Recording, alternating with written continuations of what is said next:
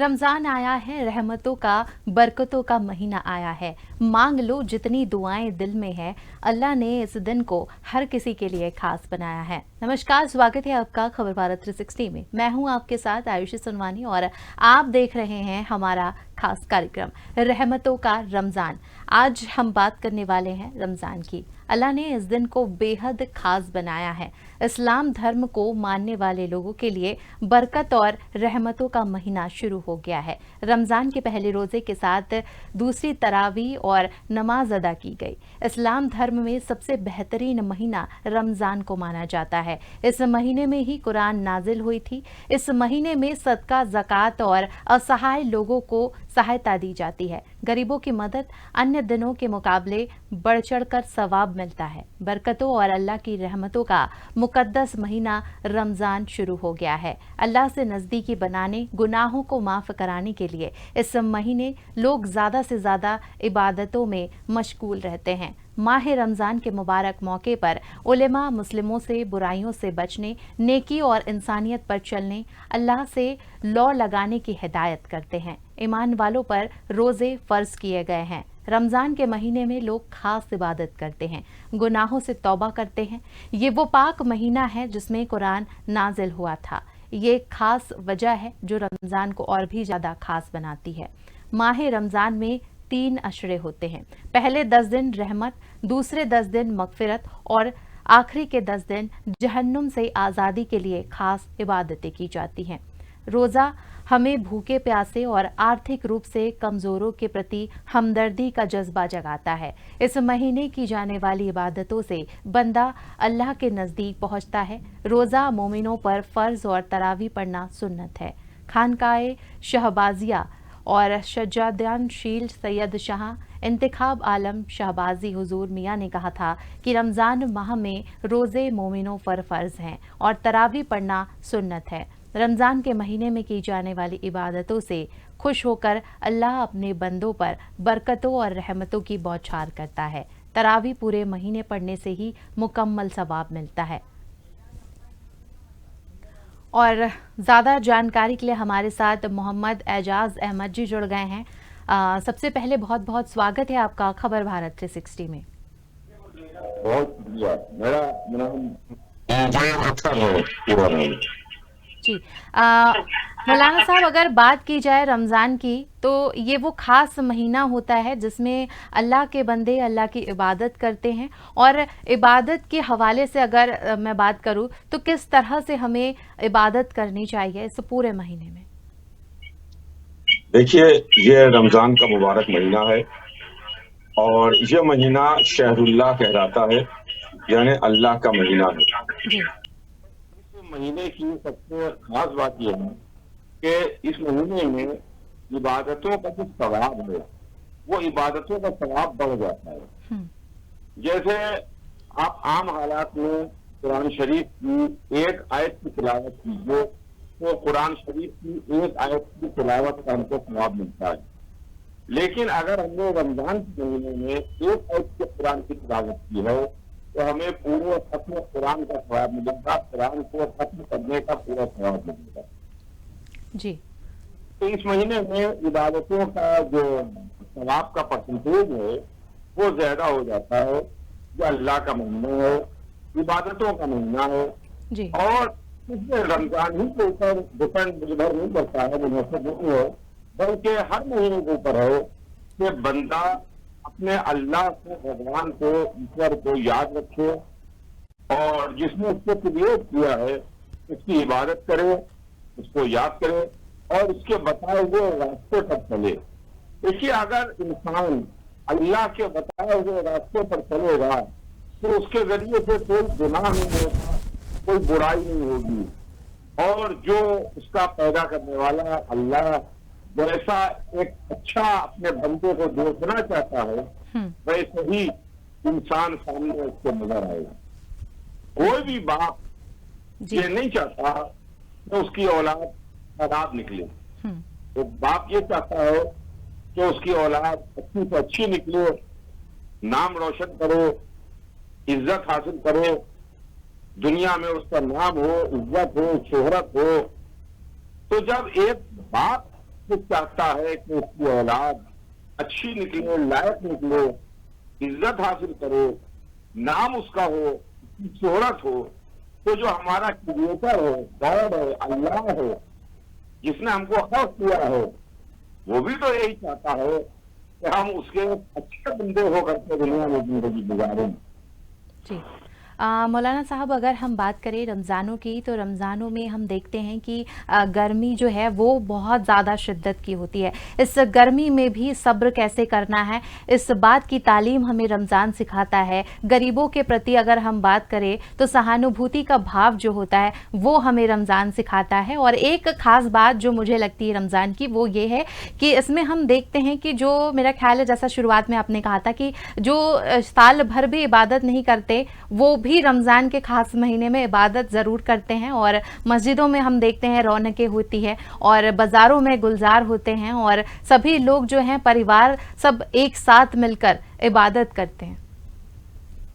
तो बिल्कुल आप सही कह रही हैं। मगर देखिए, ये तो हमारी अपनी कमजोरी है कि हमने इस अल्लाह के महीने को, इबादत के महीने को खाने पीने का बना लिया है कि साल भर जो आदमी नहीं खाता वो भी रमजान में खाता है। जी। के साथ पकौड़ियाँ तली जा रही हैं, फुल्कियाँ बन रही हैं, मुख्तलिफ तरह के पकवान बनाए जा रहे हैं और उसको इफ्तार के वक्त खाया जा रहा है। तमाम तरह की अलग अलग डिशेज हैं, बेहतरीन कीमती लजीज डिशेज रमजान के महीने में खाई जा रही हैं। जबकि इस्लाम में रमजान का जो बुनियाद है, थीम है, उसको समझना चाहिए। जी।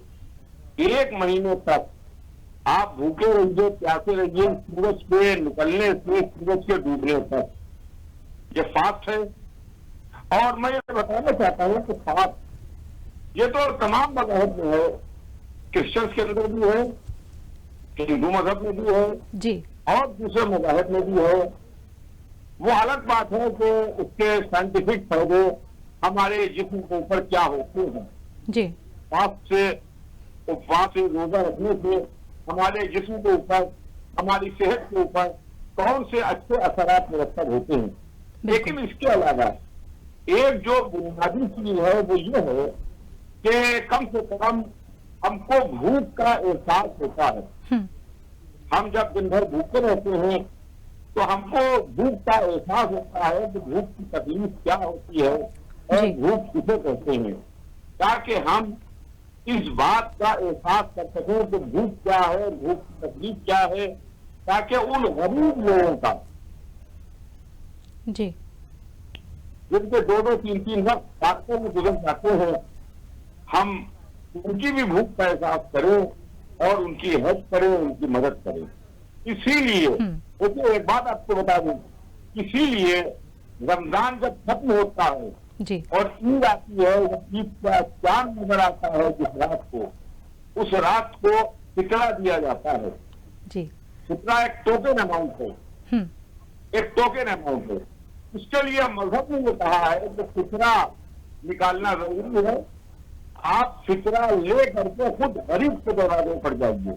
चलिए, आप हमारे साथ जी, समय जी, समय कम है, इसलिए मैं दरवाजा देख लीजिए ताकि साल भर गरीब के दरवाजे पर जा करके आप उसकी हेल्प करते रहिए और मदद करते रहिए। जी। चलिए, आपने अपना बेशकीमती समय हमारे लिए निकाला, क्योंकि इबादत का महीना है, ऐसे में आप भी बहुत ज़्यादा बिजी शेड्यूल होगा आपका भी इबादत के लिए, लेकिन आपने हमें समय दिया, इसके लिए बहुत बहुत धन्यवाद। हमारे साथ मुस्लिम धर्म गुरु जुड़े हुए थे, मौलाना एजाज जी, जिन्होंने हमें बताया कि किस तरह से रमज़ान का जो मुक़द्दस महीना है, इसमें हमें किस तरह से इबादत करनी चाहिए और क्या फ़र्ज़ हैं, इन सभी पर चर्चा की गई। मौलाना जी ने हमें बताया कि किस तरह से रमज़ान के इस पाक महीने को हम और भी ज़्यादा अपने लिए फ़ायदेमंद बना सकते हैं, इबादत को सही तरीके से कर। तो 11 महीने के गुनाहों से माफ़ी मिल जाती है। तरावी की जो नमाज होती है उसका भी खासा महत्व बताया गया है। पूरे महीने पढ़ने से ही मुकम्मल सवाब मिलता है। रमज़ान वो मुकद्दस महीना है जिसमें इंसान 11 महीनों में किए गए गुनाहों को इबादत के ज़रिए माफ़ करा सकता है। जी हाँ, रमज़ान के तीनों अशरों की बात की जाए तो तरावी खास अहमियत रखती है। रमज़ान के महीने में ज़्यादातर लोग अपने माल की ज़कात अदा करते हैं, जिससे गरीब, कमज़ोर और बीमार की मदद होती है। इसी तरह रमज़ान में सदकाए फ़ित्र का भी बहुत ज़्यादा महत्व बताया गया है। सदकाए फ़ित्र अदा करना ज़रूरी होता है। पैगंबर हज़रत मोहम्मद सल्लल्लाहु अलैहि वसल्लम ने फरमाया कि सदकाए फ़ित्र रोज़ेदार को बुरी बातों से पाक रखता है। ईद की नमाज से पहले पहले सदकाए फ़ित्र अदा करना ज़रूरी होता है। और ज़्यादा चर्चा के लिए हमारे साथ मुफ्ती अशफाक खान जुड़ गए हैं। बहुत बहुत स्वागत है आपका खबर भारत 360 में।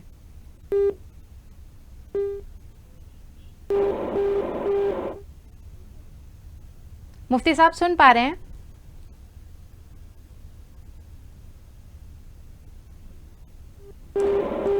तकनीकी खराबी की वजह से संपर्क हमारा नहीं हो पा रहा है। हमारी टेक्निकल विभाग दोबारा कोशिश कर रहा है, टीम कोशिश कर रही है दोबारा संपर्क करने की। हम बात कर रहे हैं रमज़ान की। बेसब्री से इस महीने का इंतज़ार किया जाता है। ये वो महीना है जो बेहद पाक माना जाता है। इस्लाम धर्म को मानने वाले लोग इस महीने का बेसब्री से इंतज़ार करते हैं। हर तरह एक अलग सी रौनक देखने को मिलती है। रोज़े के साथ साथ नमाज अदा की जाती है। मस्जिद में विशेष तरावी की नमाज अदा की जाती है। बता दें कि रमज़ान में फ़ज्र की नमाज से पहले सहरी करने के बाद ही रोज़े की शुरुआत हो जाती है। इसके बाद मगरिब की अजान के साथ इफ्तारी का रोज़ा खोला जाता है। बता दें कि रमज़ान का महीना कभी 29 तो कभी 30 दिन का होता है। चांद के ऊपर सारा दारोमदार होता है। चांद देखने के बाद ही महीना खास होता है। और रमज़ान के महीने में हर मुसलमान के घर से कुरान की सदाएं बुलंद होती है। रमज़ान को लेकर अलग पकवान घर में बनाए जाते हैं। रमज़ान का पहला अशरा 10 दिन रहमत के होते हैं। हमारे साथ मुफ्ती अशफाक खान जुड़ गए हैं। हम उनसे चर्चा करेंगे, उनसे जानेंगे कि किस तरीके से हम इबादत कर सकते हैं। सबसे पहले बहुत बहुत स्वागत है मुफ्ती साहब आपका खबर भारत 360 में। शुक्रिया, जज़ाकल्लाह।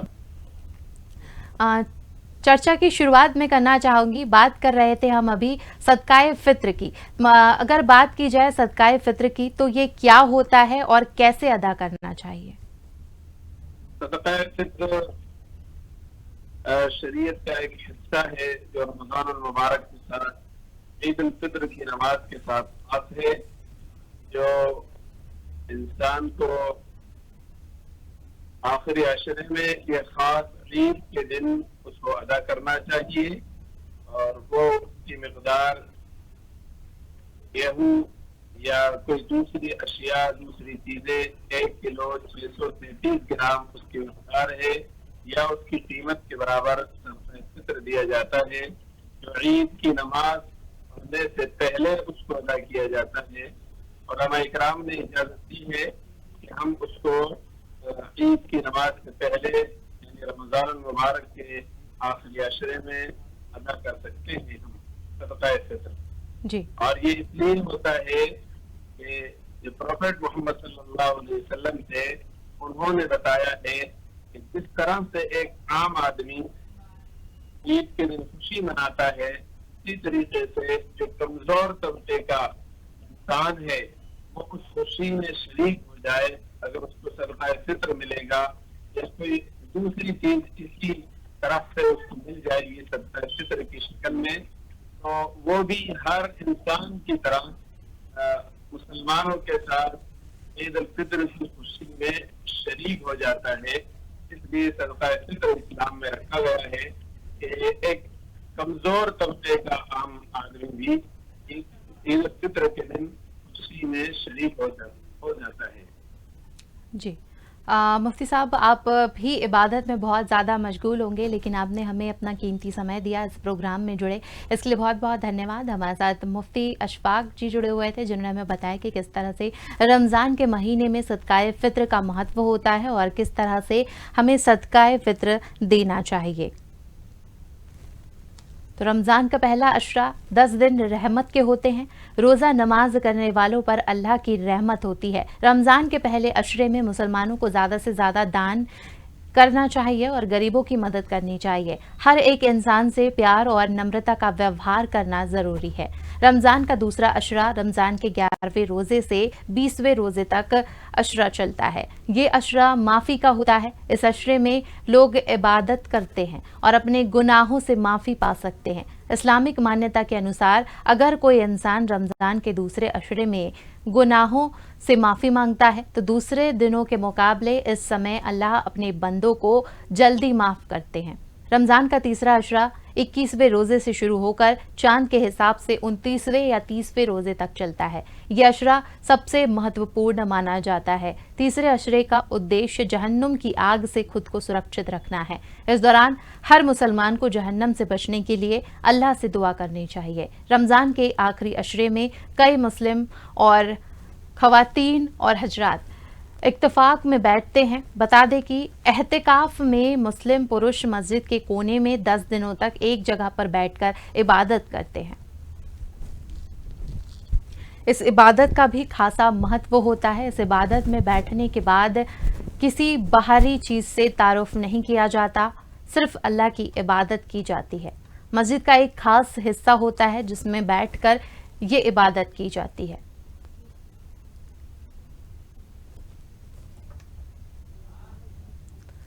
तो 30 दिन की इबादत और उसके बाद ईद जब आती है तो ईद पर सदका फित्र दिया जाता है। रहमतों से भरा ये त्यौहार माना जाता है। इस दिन विशेष पूजा की जाती है, इस दिन विशेष इबादत की जाती है। हर धर्म में इबादत के अपने अपने तरीके होते हैं, उसी तरह से नमाज का भी अपना एक महत्व होता है। इस्लाम धर्म को मानने वाले लोगों के लिए बरकत और रहमतों का महीना रमज़ान माना गया है। रमज़ान के पहले रोज़े के साथ दूसरी तरावी की नमाज जो है वो भी हो चुकी है, जिसमें हमने देखा कि बड़ी संख्या में लोग जो हैं वो नमाज पढ़ने के लिए पहुंचे थे। भोपाल, दिल्ली समेत पूरे देश में रमज़ान की रौनक देखने को मिल रही है।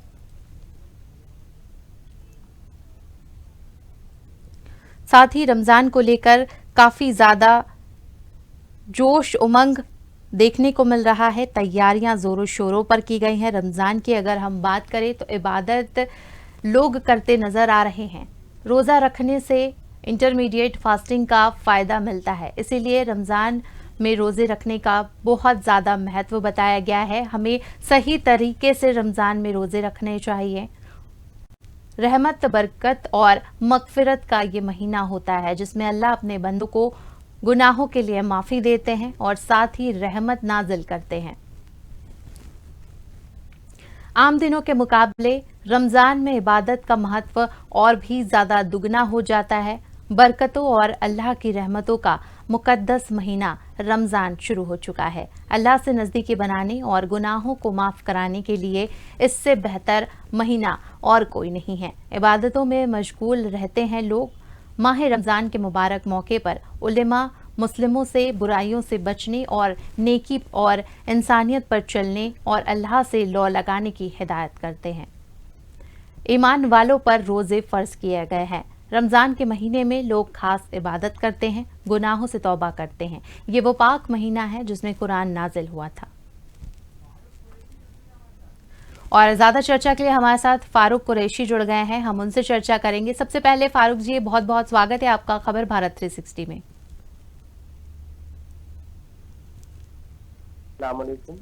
वालेकुम अस्सलाम जी, बहुत बहुत स्वागत है आपका खबर भारत 360 में। शुक्रिया। फारूक जी, अगर बात की जाए रमज़ान की तो रमज़ान बेहद मुकद्दस महीना होता है। खास तरह से इबादत की जाती है इस महीने में। हम देखते हैं कि कई लोग जो हैं वो इस महीने में, क्योंकि ऑफिस जाना होता है और भी दूसरे काम होते हैं, ऐसे में बिजी शेड्यूल में से किस तरह से हम इबादत कर सकते हैं? बहुत आसान है और बहुत सुलझा हुआ मतलब है। किसी चीज को जैसे बंदिश और पाबंदी की तकलीफ और अपने काम, हर एक जरूरी काम के साथ रोजा रखना फर्ज है। और जो इंसान के जो भी जरूरत काम होते हैं जी। उसको करते वो अपना रोजा रखते। और खास पहले लेते रहमत वाला, बरकत वाला, प्रकृति का महीना है। और अल्लाह ये खाने पीने और सारे महीने अल्लाह के, और अल्लाह ने मेरे हम सब बनाया है, लेकिन खास तौर से रहने के बरकत का महीना है। इसमें अल्लाह इंसानों को रोजे रखने इसके लिए उनके लिए मतलब आसान कर देता है।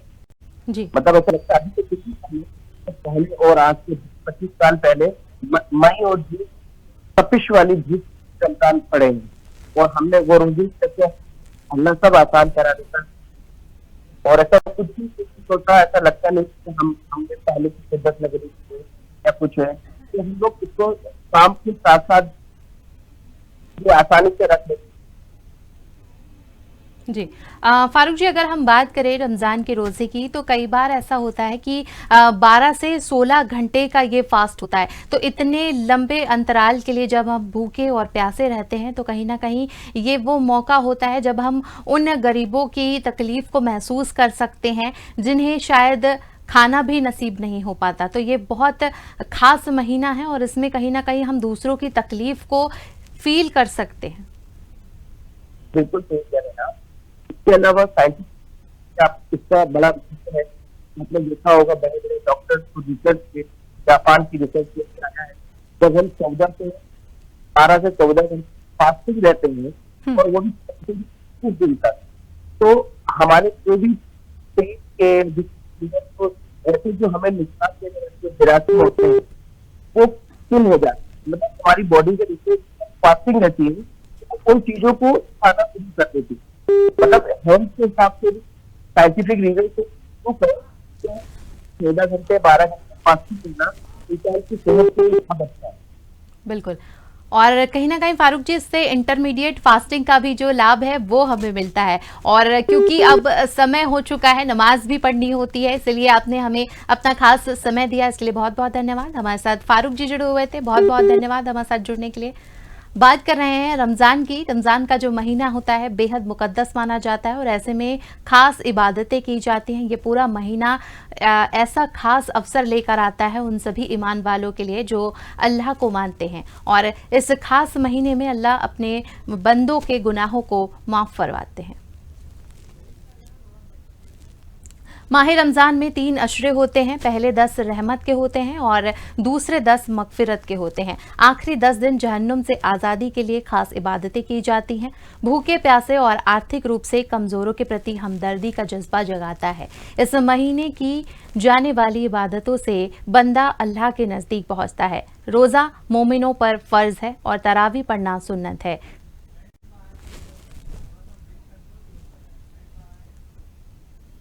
तो रमज़ान का खास महीना हमें ये सिखाता है कि दूसरों के प्रति हमें कैसा व्यवहार करना चाहिए, दूसरों की तकलीफ़ों को हमें खुद महसूस करना चाहिए और हो सके तो दूसरों के साथ हमें अच्छा व्यवहार करना चाहिए। इस खास प्रोग्राम में फ़िलहाल इतना ही। आप बने रहिए खबर भारत 360 के साथ। मुझे दीजिए इजाज़त। नमस्कार।